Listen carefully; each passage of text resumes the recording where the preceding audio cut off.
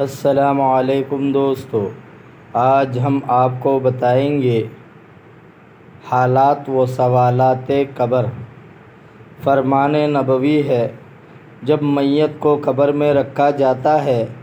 تو قبر کہتی ہے، اے انسان، تجھ پر افسوس ہے، تجھے میرے بارے میں کس چیز نے دھوکے میں ڈالا تھا؟ کیا تجھے معلوم نہیں تھا کہ میں آزمائشوں، تاریکیوں، تنہائی اور کیڑے مکوڑے کا گھر ہوں؟ جب تم مجھ پر سے آگے پیچھے قدم رکھتا گزارا کرتا تھا تو تجھے کون سا غرور گھیرے ہوتا تھا؟ اگر نیک میت ہوتی ہے تو اس کی طرف سے کوئی جواب دینے والا قبر کو جواب دیتا ہے، کیا تجھے معلوم نہیں یہ شخص نیکیوں کا حکم دیتا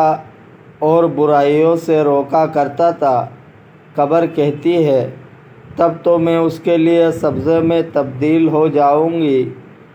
اس کا جسم نورانی بن جائے گا اور اس کی روح اللہ تعالیٰ کے قریب رحمت میں جائے گی۔ عبید بن عمیر اللیثی رحمۃ اللہ علیہ سے مروی ہے کہ جب کوئی شخص مرتا ہے تو زمین کا وہ ٹکڑا جس میں اس نے دفن ہونا ہوتا ہے ندا کرتا ہے کہ میں تاریکی کو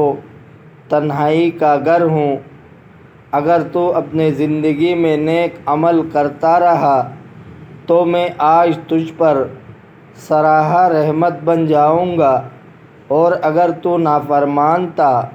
تو میں آج تیرے لیے سزا بن جاؤں گا۔ میں وہ ہوں کہ جو مجھ میں حق کا فرما بردار بن کر آتا ہے وہ خوش ہو کر باہر نکلتا ہے، اور جو نافرمان بن کر آتا ہے وہ ذلیل ہو کر باہر نکلتا ہے۔ حضرت محمد بن سبیح رحمۃ اللہ علیہ کہتے ہیں کہ مجھے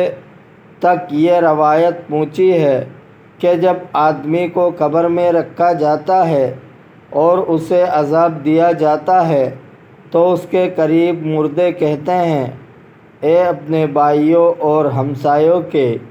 بعد دنیا میں رہنے والے، کیا تو نے ہمارے جانے سے کوئی نصیحت حاصل نہ کی اور تیرے سامنے ہمارا مر کر قبروں میں دفن ہو جانا کوئی قابل غور بات نہ تھی؟ تو نے ہماری موت سے ہمارے اعمال ختم ہوتے دیکھے، لیکن تو زندہ رہا اور تجھے عمل کرنے کی مہلت دی گئی، مگر تو نے اس مہلت کو غنیمت نہ جانا اور نیک اعمال نہ کیے۔ اور اس سے زمین کا وہ ٹکڑا کہتا ہے، اے دنیا کے ظاہری پر اترانے والے، تو نے ان رشتہ داروں سے عبرت کیوں حاصل نہ کی جو دنیاوی نعمتوں پر اترایا کرتے تھے، مگر وہ تیرے سامنے میرے پیٹ میں گم ہو گئے، ان کی موت انہیں قبر میں لے آئی اور تو نے انہیں کندھوں پر سوار اس منزل کی طرف آتے دیکھا کہ جس سے کوئی راہ فرار نہیں ہے۔